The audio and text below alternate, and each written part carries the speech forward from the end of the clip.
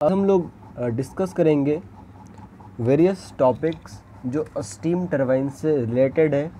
और हम लोग स्टीम टरबाइन सीख चुके हैं, उसके क्लासिफिकेशन देख चुके हैं और कंस्ट्रक्शन और वर्किंग जो था इम्पल्स और रिएक्शन टरबाइन का वो भी देख चुके हैं। तो अभी हम लोग कुछ टॉपिक्स हैं जिसके मैं नाम बताता हूँ, जैसे कि compounding of turbines, regenerative feed heating, bleeding of steam, nozzle control, governing. इन सभी टॉपिक पे हम लोग बात करेंगे। तो सबसे पहला है हमारा कंपाउंडिंग, यानी कंपाउंडिंग ऑफ टरबाइंस। ये क्या होता है? जैसा कि आप लोगों को पता होगा, अगर आप टरबाइन के बारे में थोड़ा बहुत भी जानते होंगे, तो टरबाइन का जो इस तरह से होता है, उसमें ब्लेड लगे होते हैं। ठीक है, ये हम रोटर का शेप बना रहा हूँ मैं, ये रोटर है और यहाँ से नोज़ल के थ्रू, ये इम्पल्स टरबाइन में होता है कि ये नोज़ल के थ्रू यहाँ से स्टीम स्ट्राइक करता है और ये हमारा रोटेट करता है और यहाँ पे बीच में शाफ्ट लगा होता है, उसी के थ्रू हम लोग इससे पावर को ट्रांसमिट करते हैं। तो देखिए कंपाउंडिंग में क्या होता है कि ये स्टीम जो है वो जब इस पर स्ट्राइक कर रहा है, यानी कि ब्लेड पे जब स्ट्राइक कर रहा है, तो होता है क्या कि कभी कभी ये रोटर जो है बहुत ज़्यादा स्पीड में आ जाता है, यानी बहुत ज़्यादा स्पीड में आ जाता है और उसके वजह से उसके होल स्ट्रक्चर, यानी जो भी स्ट्रक्चर था यहाँ पे, उसको डैमेज होने का बहुत ही खतरा रहता है। तो उसी के लिए हम लोग क्या करते हैं कि कंपाउंडिंग का एक मैकेनिज़्म आता है जिसमें हम लोग बहुत सारे चीज़ों को देखते हैं कि क्या क्या वेरिएशन होते हैं वेलोसिटी में, प्रेशर में, और उन्हीं सब चीज़ों को कंट्रोल करने का प्रयास करते हैं। तो अब आप कंपाउंडिंग समझ चुके होंगे। और अगर आप जैसा कि इसमें लिखा हुआ है कि if a steam expand on single turbine rotor then rotor speed will be very high and can damage the whole structure. वही बात लिखा हुआ है कि अगर रोटर का जो स्पीड है वो बहुत ज़्यादा हो जाता है तो डैमेज हो सकता है, वो जो होल स्ट्रक्चर जो है टरबाइन का वो डैमेज हो सकता है। और अब आगे अगर लिखा हुआ है कि expansion of steam through many stages show that rotor speed can be called is reduced is called compounding of steam turbines. वही बात है यहाँ पे। अब देखिए इस चीज़ को अगर समझें हम, तो देखिए इसमें बहुत सारे चीज़ हैं कि जैसे यहाँ पे देखिए, यहाँ हमारा रोटर है, इसमें ब्लेड लगा हुआ है, ये नोज़ल के थ्रू यहाँ पे स्ट्राइक हो रहा है, स्टीम स्ट्राइक कर रहा है ब्लेड पे। तो देखिए ये बहुत सारे स्टेज में है, यहाँ से पेन स्टॉक के थ्रू आता है, यहाँ पे स्टीम आता है, उसके बाद यहाँ भी एक कुछ लगाया जाता है जिससे ये आगे पीछे होते रहता है। तो यहाँ का एक बहुत बड़ा मैकेनिज़्म है और उस पूरे मैकेनिज़्म में का हम लोग यूज़ करके क्या करते हैं कि वो बहुत सारा स्टेज है, स्टेज बैठा हुआ है कि यहाँ से ये पेन स्टॉक के थ्रू आएगा, फिर नोज़ल के थ्रू जाएगा, ठीक है, यहाँ ब्लेड पे स्ट्राइक करेगा, यानी स्टेज में बैठा हुआ है। तो वही सारे स्टेज को हम लोग स्टेज में ही हम लोग क्या करते हैं कि स्पीड को रिड्यूस कर लेते हैं, जिससे कि रोटर का जो स्पीड है वो मेंटेन में रहे। ठीक है, हाँ। तो अब आप लोग जान चुके होंगे कि कंपाउंडिंग क्या करते हैं हम लोग। और अब हम लोग इसी में क्या देखेंगे, जो भी वेरिएशन होता है वेलोसिटी एंड प्रेशर में, वो सभी वेरिएशन को हम लोग यहाँ पे देखेंगे। अब हम लोग आगे चलते हैं और आगे जो है, अब हम लोग इम्पल्स टरबाइन, ये आपको इम्पल्स टरबाइन दिख रहा है यहाँ पे, ये है इम्पल्स टरबाइन। ये इम्पल्स टरबाइन के बारे में जानेंगे कि इसमें कैसे क्या हो रहा है। देखिए इम्पल्स टरबाइन में कंपाउंडिंग कैसे होता है। आपको इम्पल्स टरबाइन का मैकेनिज़्म पता है कि ये आपका नोज़ल है और यहाँ से ये जो आपको ग्रीन कलर का दिख रहा है, ये आपका वहाँ जा रहा है, ये स्टीम स्ट्राइक कर रहा है नोज़ल के ब्लेड पे। और ये जो आप यहाँ पे ये माउंटेड देख रहे हैं, ये हमारा केसिंग पार्ट होता है, केसिंग पार्ट कहते हैं इसको, और ये प्रोटेक्शन के लिए लगाया जाता है।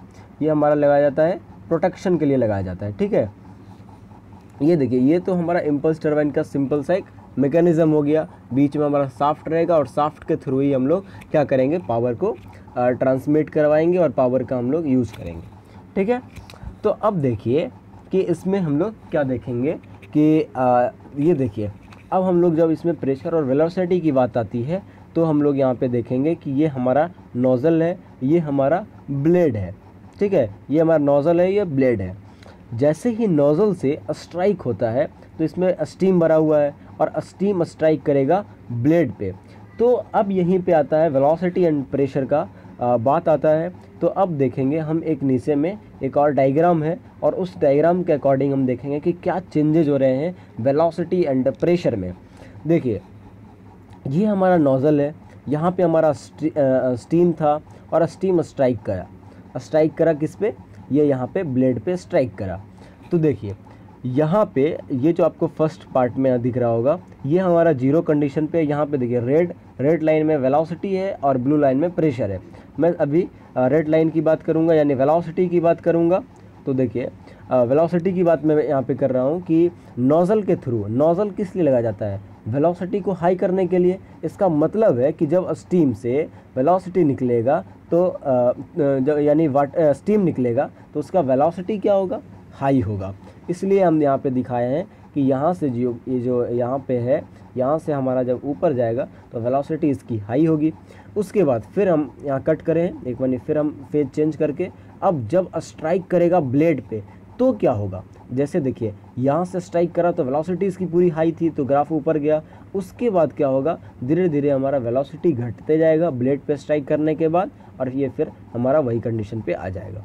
ठीक है, तो ये कंडीशन हमारा किसका था, ये कंडीशन था हमारा रेड लाइन यानी वेलोसिटी का था।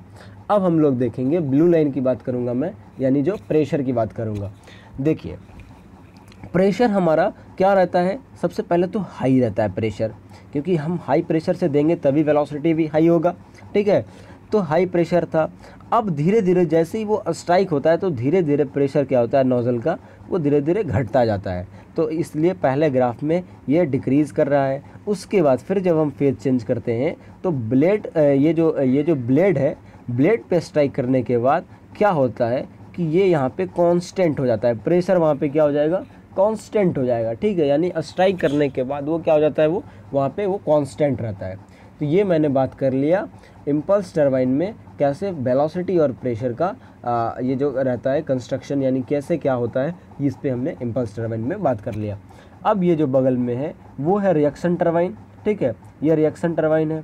अब मैं रिएक्शन टरबाइन में अगर बताऊं तो रिएक्शन टरबाइन का मैकेनिज्म हम लोग जानते हैं कि यहाँ से एक पाइप के थ्रू हम लोग स्टीम भेजते हैं, स्टीम में, और ये भी एक पाइप लगा होता है जिसमें क्या होता है, जिसमें क्या होता है कि आपका ये जो है इधर से हमारा स्टीम निकलता है, तो उसी के जस्ट अपोजिट में हमारा एक फोर्स डेवलप होता है, और उसी फोर्स, और इधर भी वही फोर्स, एक फोर्स डेवलप होता है, और उसी के वजह से ये हमारा रोटेट करता है, ये हम लोग जानते हैं।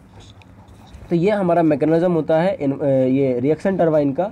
तो अब देखिए इसमें क्या होगा कि एक गाइड वेन होगा और इसमें ब्लेड लगा रहता है। तो गाइड वेन पे ही क्या होता है कि हमारा स्टीम जो होता है यहाँ पे आता है इस तरह से, और फिर हमारा स्टीम इस तरह से इधर स्ट्राइक करता है। अब अगर हम इसका आगे देखें कि कैसे इसका वेलोसिटी और प्रेशर का डायग्राम होगा, तो हम आगे देखेंगे। ये देखिए यहाँ पे हमारा अच्छे से दिख रहा है कि कैसे हमारा क्या स्ट्राइक हो रहा है। ये देखिए ये हमारा स्टीम यहाँ पे आया और फिर स्टीम यहाँ पे स्ट्राइक करा। ठीक है, इसका यही मैकेनिज्म होता है। फिर यहाँ से स्टीम आया, इस तरह से स्ट्राइक करा। देखिए इसमें भी हमारा वही बात है, रेड लाइन हमारा वेलोसिटी को रिप्रेजेंट करेगा और ब्लू लाइन जो है हमारा प्रेशर को रिप्रेजेंट करेगा। प्रेशर जो है वो यहाँ पे है, यहाँ पे इनिशियल पॉइंट में यहाँ पे है। तो जब शुरू में स्ट्राइक करेगा रिएक्शन टरबाइन में तो प्रेशर क्या होगा, धीरे धीरे हाई होगा, धीरे धीरे क्या होगा, वो हाई होगा, प्रेशर हाई होगा। उसके बाद क्या होगा कि आफ्टर स्ट्राइकिंग ये हमारा ये ब्लेड है। ठीक है, ये हमारा, जैसे हम ऊपर देख लें तो ये जो हमारा ये गाइड वेन होता है और बगल में हमारा ब्लेड होता है। तो फिर अब हम इसको जब प्रोनाउंस करेंगे तो ये हमारा क्या होगा, गाइड वेन होगा और ये हमारा ब्लेड होगा। तो गाइड वेन पे जब स्ट्राइक करता है स्टीम तो प्रेशर क्या होता है, वेलोसिटी क्या होता है, वो हाई होते जाता है। और उसके बाद फिर क्या होगा, धीरे धीरे वेलोसिटी जो होगा वो डिक्रीज होते जाएगा, यानी वेलोसिटी यहाँ भी क्या होगा, हाई होगा, और प्रेशर क्या होगा, प्रेशर यहाँ पे डिक्रीज करता हुआ जाएगा। ये जब ये इस पे भी, जब फर्स्ट वाला पे भी स्ट्राइक करेगा तो भी इसका प्रेशर डिक्रीज़ होगा, और फिर यहाँ सेकेंड वाला पे भी जब करेगा तो भी प्रेशर यहाँ पे डिक्रीज ही होता है। ठीक है, इसमें ज़्यादा आप समझने का प्रयास नहीं करें, इसमें सिंपल यही इसका मैकेनिज़्म है। ठीक है, कि यहाँ पे जो इसका जो धीरे धीरे यहाँ पे जब प्रेशर यहाँ पे आता है, यानी प्रेशर का जो ग्राफ होगा वो इस वेन पे जब वो स्ट्राइक करेगा तो वो डिक्रीज़ होता जाता है। ठीक है, तो ये हमने बात कर लिया रिएक्शन टरबाइन में कि क्या कैसे हो रहा है। अब हम इसको और अच्छे से आगे हम लोग अच्छे से जानेंगे कि ये गाइड वेन जो था और ब्लेड जो था इसका काम क्या है, ये किस चीज़ को एब्जॉर्ब करता है। तो अब आप इसको और अच्छे से आगे समझेंगे। अभी मैं इसलिए कर रहा हूँ कि ज़्यादा दिमाग नहीं लगाए, क्योंकि मैं इससे आगे और अच्छे से बताऊँगा। अब हम चलते हैं आगे। अब देखिए, हम वही कंपाउंडिंग को देखेंगे रिएक्शन टरबाइन में कैसे क्या हो रहा था। हमने तो थोड़ा सा ही बताया ना कि अभी कैसे आप गाइड वेन पे स्ट्राइक कर रहा है और कैसे वहाँ पे फिर ब्लेड पे जा रहा है। अब हम यहाँ पे अच्छे से देखेंगे कि कैसे क्या हो रहा है। सबसे पहले तो आप कंपाउंडिंग जानते हो कि method of expanding a steam through series of stages to reduce the turbine rotor speed, यानी हम लोग टरबाइन के रोटर स्पीड को रिड्यूस करने के लिए हम यहाँ पे यूज़ करते हैं। ठीक है, ये हम लोग जानते हैं। अब देखिए रिएक्शन टरबाइन में हम लोग रिएक्शन टरबाइन में जानेंगे कि कैसे कैसे प्रेशर और वेलोसिटी का जो डायग्राम है वो कैसे मेंटेन होता है, वो कैसे डिक्रीज़ कैसे इंक्रीज़ क्या होगा, वो सारा कुछ हम लोग अब नीचे देखेंगे। ठीक है, अब देखिए यहाँ पे अब मैं बताता हूँ कि जो फिक्स्ड ब्लेड था और मूविंग ब्लेड था, जो हम लोग वहाँ पे गाइड वेन बोल रहे थे और एक को ब्लेड बोल रहे थे, यही हमारा गाइड वेन है और ये हमारा ब्लेड है। अब देखिए यहाँ पे क्या हो रहा था कि ये जो है वो हमको इसको बोलते हैं फिक्स्ड ब्लेड और इसको बोलते हैं मूविंग ब्लेड। उसी तरह ये भी फिक्स्ड और ये मूविंग ब्लेड हो गया। ठीक है, अब देखिए ये जो फिक्स्ड ब्लेड है उसका काम क्या है, ये direction steam to moving blade, ये हमारा क्या करता है, direction steam to moving blade कर देता है। और ये जो मूविंग ब्लेड है वो हमारा क्या करता है, एब्जॉर्ब करता है काइनेटिक एनर्जी ऑफ स्टीम को, यानी कि यहाँ पे जब वेलोसिटी जाएगा तो वो क्या करेगा, एब्जॉर्ब कर लेगा। ठीक है, यहाँ रख लेगा। ठीक है, और उसी तरह ये फिर यही भी हो गया direct steam to moving blade होता है और ये हमारा एब्जॉर्ब करता है काइनेटिक एनर्जी ऑफ स्टीम को। अब हम लोग देखते हैं उसके पूरे ग्राफ को। देखिए ये हमारा graph compounding of reaction turbine का। इसमें हम लोग यहाँ पे दिखाए हैं कि कैसे क्या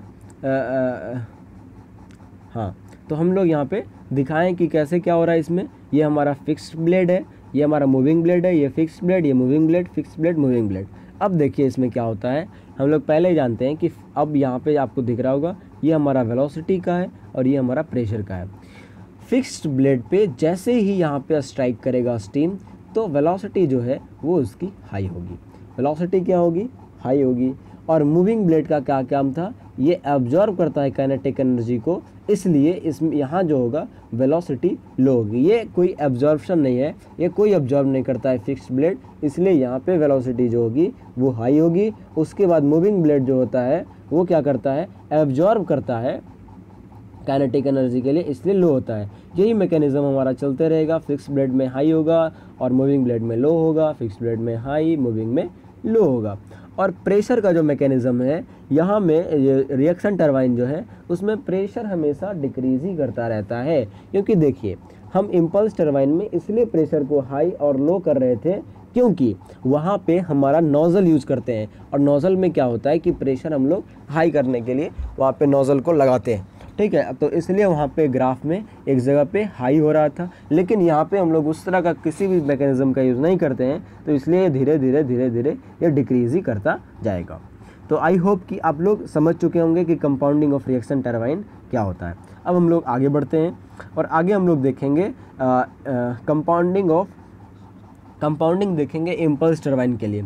वही बात लिखा हुआ है यहाँ पे भी कि जो भी मेथड है जो हम लोग जो रिड्यूस करने के लिए टरबाइन रोटर स्पीड, वही होता है हमारा कंपाउंडिंग। अब देखेंगे हम लोग कंपाउंडिंग ऑफ इम्पल्स टरबाइन क्या होता है। इसमें हम लोग तीन तरह से देखेंगे, वेलोसिटी कंपाउंडिंग, प्रेशर कंपाउंडिंग और प्रेशर वेलोसिटी कंपाउंडिंग। चलिए आगे बढ़ते हैं, हम लोग देखेंगे एक एक करके। देखिए वेलोसिटी कंपाउंडिंग में क्या होगा, आप लोगों को पहले ही पता होगा कि इम्पल्स टरबाइन में नोज़ल का यूज होता है, तो इसलिए यहाँ नोज़ल आ गया, फिर मूविंग ब्लेड आया, फिर फिक्स्ड ब्लेड आया और फिर मूविंग ब्लेड आया। अब देखिए ये क्या करेगा, नोज़ल क्या करता है, इंक्रीज़ वेलोसिटी ऑफ स्टीम। देखिए नोज़ल को इसलिए लगाया जाता है कि वेलोसिटी जो है वो इंक्रीज़ कर दे, क्योंकि इसका स्ट्रक्चर ये इस तरह से होता है, स्ट्रक्चर इधर का बड़ा होता है, इधर का छोटा होता है, जिससे कि ये हाई प्रेशर में यहाँ से जाए। अब देखिए मूविंग ब्लेड के बारे में हम लोग जानते हैं, ये क्या करता है, एब्जॉर्ब करता है काइनेटिक एनर्जी ऑफ स्टीम को। फिक्स ब्लेड क्या करता है, direct steam to moving blade करता है, और ये फिर ये एब्जॉर्ब करता है काइनेटिक एनर्जी ऑफ स्टीम को। अब देखेंगे हम वेलोसिटी कंपाउंडिंग का ग्राफ। तो देखिए वेलोसिटी कंपाउंडिंग का ग्राफ जो होगा वो कुछ इस तरह से होगा। इसमें थोड़ा सा ये कट चुका है, इसमें फिगर थोड़ा सा कट चुका है। वेलोसिटी कंपाउंडिंग में आप ऐसे ही बस दिमाग लगाएं तो आगे हमारा क्या होगा, आगे नोज़ल होगा जो हमारा इस फिगर में नहीं दिख रहा है, नोज़ल होगा। और नोज़ल में देखिए और रेड कलर में ये जो दिख रहा है, ये देखिए कांस्टेंट बता रहा है, नीचे आप देख रहेंगे ये कांस्टेंट बता रहा है। और ये जो हमारा था, ये आगे से हम लोग को पता चल जाएगा कि हम लोग क्या यूज़ कर रहे थे। देखिए V था ब्लैक के लिए, और वेलोसिटी था ब्लैक के लिए, और प्रेशर था रेड के लिए। तो यहाँ पे क्या होगा, हमारा प्रेशर जो है, प्रेशर वो इस तरह से स्टेडी रहेगा, यानी कांस्टेंट रहेगा, प्रेशर कांस्टेंट रहेगा। और वेलोसिटी जो है वो नोज़ल है, तो नोज़ल है तो नोज़ल से तो फिर वेलोसिटी ऊपर जाएगा। और फिर मूविंग ब्लेड है तो ये अब्जॉर्ब करता है, तो ये नीचे आएगा। फिक्स ब्लेड है तो फिक्स ब्लेड में तो उतना कुछ होता नहीं है, तो ये कांस्टेंट ही रहेगा। फिर मूविंग ब्लेड है, ये अब्जॉर्ब करेगा, ये नीचे आएगा। फिर फिक्स्ड ब्लेड है तो ये उतना कुछ नहीं करता है, ये सिर्फ पास करता है आगे, तो ये बस ये कांस्टेंट रहेगा। फिर मूविंग ब्लेड है, ये अब्जॉर्ब करता है। यानी कि पहला जो हमारा नोज़ल यहाँ लगा रहेगा उस वहाँ पे हमारा क्या होगा, वेलोसिटी इंक्रीज़ करेगा, उसके बाद हमारा डिक्रीज़ और कांस्टेंट रहते हुए डिक्रीज़ कांस्टेंट होते रहेगा, ठीक है। और यहाँ पे क्या होगा कि प्रेशर यहाँ पे हमारा कांस्टेंट रहेगा, मूविंग ब्लेड, फिक्स ब्लेड और सबके लिए। बस यहाँ नोज़ल के पास इसका वेरिएशन होगा। अब हम लोग आगे देखते हैं प्रेशर कंपाउंडिंग क्या होता है। देखिए प्रेशर कंपाउंडिंग में हम लोग देखेंगे, यहाँ नोज़ल लगा हुआ है, ये मूविंग ब्लेड है, ये फिर नोज़ल है, फिर मूविंग ब्लेड है, फिर नोज़ल है, फिर ये मूविंग ब्लेड है। ये प्रेशर कंपाउंडिंग में बात कर रहा हूँ। देखिए नोज़ल का क्या काम है, नोज़ल का काम है वेलोसिटी को इंक्रीज़ कर देना, ठीक है। और यहाँ का जब वेलोसिटी इंक्रीज़ होता है तो नोज़ल में प्रेशर हाई रहता है, रहेगा ऊपर में पहले हाई, लेकिन प्रेशर धीरे धीरे डिक्रीज़ करने लगता है। सारा में फिर वही मैकेनिज़्म होगा आपका। फिर वेलोसिटी क्या होगा, मूविंग ब्लेड एब्जॉर्ब करता है काइनेटिक एनर्जी को, इसका लो आएगा, नोज़ल फिर हाई जाएगा। फिर यहाँ मूविंग ब्लेड है तो फिर ये लो होगा, और फिर नोज़ल है हाई होगा, फिर लो होगा। और यही जब प्रेशर की बात करें तो मूविंग ब्लेड तो उतना कुछ करता नहीं है, ये यहाँ पे प्रेशर मूविंग ब्लेड पे स्ट्राइक करने के बाद फिर वो ऐसा ही रहता है, तो प्रेशर यहाँ कांस्टेंट रहेगा। नोज़ल में है तो नोज़ल में फिर धीरे धीरे प्रेशर घटता जाएगा, हाई होता है प्रेशर लेकिन धीरे धीरे घटता जाएगा। फिर मूविंग ब्लेड है तो यहाँ पे क्या होगा, यहाँ पे कांस्टेंट रहेगा। नोज़ल है तो फिर नीचे आएगा, फिर यहाँ पे कांस्टेंट रहेगा। इस तरह से हमारा हो गया कंपाउंडिंग, प्रेशर कंपाउंडिंग। अब हम लोग देखेंगे प्रेशर वेलोसिटी कंपाउंडिंग यहाँ पे होगा, पर यहाँ पे ये हमारा थोड़ा सा कट चुका है, तो कोई बात नहीं है, हम लोग यहाँ पे भी देख लेंगे।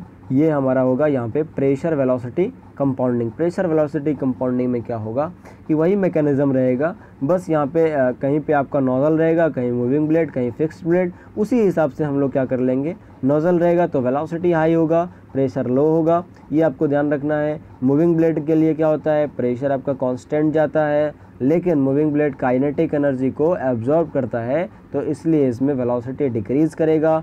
फिक्स ब्लेड है तो वहाँ पे वेलोसिटी क्या होगा, हमारा कांस्टेंट रहेगा, लेकिन और प्रेशर भी वहाँ पे कांस्टेंट रहेगा। मूविंग ब्लेड है, काइनेटिक एनर्जी को एब्जॉर्ब करता है, वेलोसिटी नीचे आएगा, और यहाँ पे प्रेशर कांस्टेंट रहेगा। नोज़ल में प्रेशर नीचे आता है, यानी अब आप इसको आराम से अपने से भी कर सकते हो। ये देखिए, ये मैंने अब आपको रिएक्शन टरबाइन के पूरे मैकेनिज़्म को मैं यहाँ दिखाया हूँ। अगर आप पहले से भी जानते होंगे तो यही बात है। यहाँ से हमारा ये कुछ जाता है, स्टीम जाता है, स्टीम ये इस तरह से यहाँ पे स्टीम जाता है, और ऊपर से भी हमारा ये निकलता है, इधर से स्टीम और इधर से भी स्टीम निकलता है, ठीक है। और यहाँ पे हमारा पुशिंग फोर्स लगता है, जो बैकवर्ड लगता है पुशिंग फोर्स, ठीक है।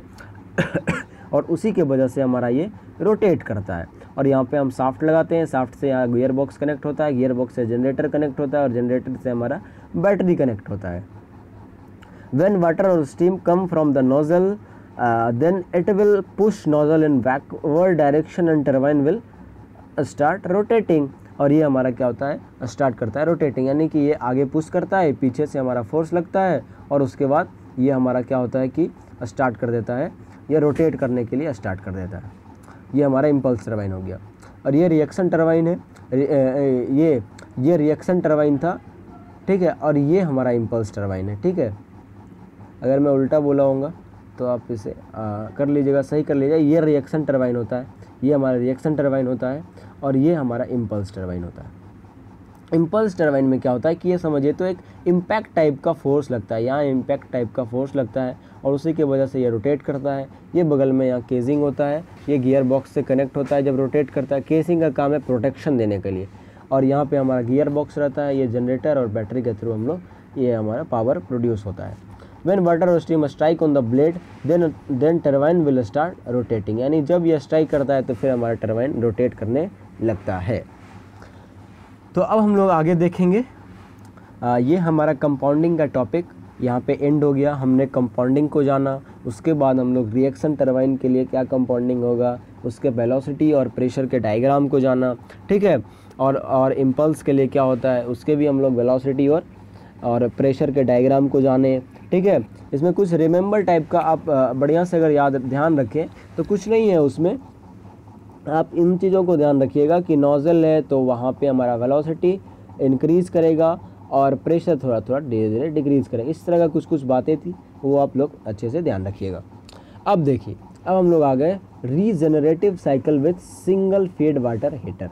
देखिए इसमें क्या होता है, regenerative cycle with single feed water heater. अब देखिए इसमें क्या होगा, एक बॉयलर है। अगर आप टरबाइन का मैकेनिज्म पहले कभी देखे होंगे तो ये देखिए, ये बॉयलर होता है, यहाँ से हमारा स्टीम निकलता है, बाहर निकलता है, ये हमारा टरबाइन होता है और इसके थ्रू यहाँ से जनरेटर के थ्रू हमारा ये बाहर निकल जाता है। यहाँ से हम लोग इलेक्ट्रिसिटी जो भी प्रोड्यूस करना है वो हम आगे यहाँ पे करते हैं। अब देखिए यहाँ क्या होगा कि ये जो यहाँ से स्टीम है, यहाँ से जो निकल रहा है स्टीम, आफ्टर ये जब निकलता है तो यहाँ पे हम लोग कंडेंसर लगाते हैं। क्या लगाते हैं, कंडेंसर। अब कंडेंसर लगा के हम लोग फिर इसको कंडेंस करके फिर हम इसको पंप करते हैं, ठीक है, और फिर हम उसको आगे बढ़ाते हैं।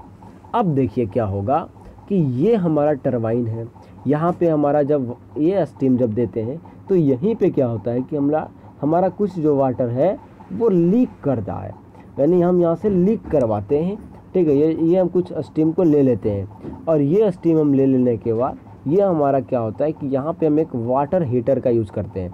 हम लोग क्या करते हैं, एक वाटर हीटर का यूज़ करते हैं। उसमें क्या होता है कि कुछ स्टीम जो है, जो मेरा स्टीम ही था वो हमारा कुछ यहाँ आ जाएगा और कुछ स्टीम जो है कंडेंस करके इधर से हमारा आ रहा था, कंडेंस करके हमारा इधर से आ रहा था, जिसको हम पंप करके फिर से हम वाटर हीटर में डालेंगे। यहाँ पे हमारा सारा आ गया। उसके बाद फिर हम क्या करते हैं, फिर हम पंप लगा करके फिर हम इसको बॉयलर में डाल देते हैं और फिर हमारा ये हमारा यहाँ आते आते हमारा क्या होता है, ये सैचुरेटेड कंडीशन में आ जाता है। उसके बाद फिर हमारा इसको बॉयलर में डाल करके फिर हम स्टीम बनाते हैं, फिर नोजल में करते हैं। यानी ये कुछ हमारा एक मैकेनिज्म इस तरह से डेवलप हो जाता है।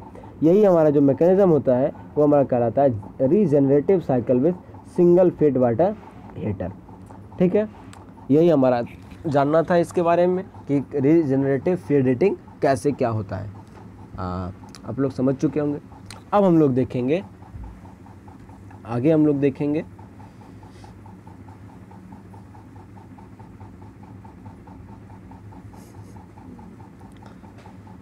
यहाँ तक ही आज हम लोग यहीं तक रहने देते हैं। आगे ब्लीडिंग ऑफ स्टीम और नोजल कंट्रोल गवर्निंग जो है वो हम लोग अगले लेक्चर में हम लोग देख लेंगे।